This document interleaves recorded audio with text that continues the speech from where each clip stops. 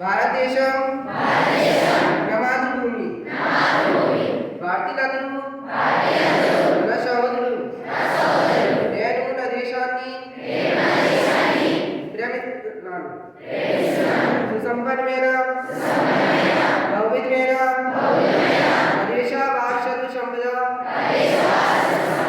నాకు గల కారణం దీనికి అర్హత పొందడానికి శ్రద్ధలను కృషి చేస్తున్నాను. తల్లిదండ్రులని, ఉపాధ్యాయులని, పెద్దలందరినీ గౌరవిస్తాను. ప్రతి వారితోనూ మర్యాదగా నడుచుకుంటాను.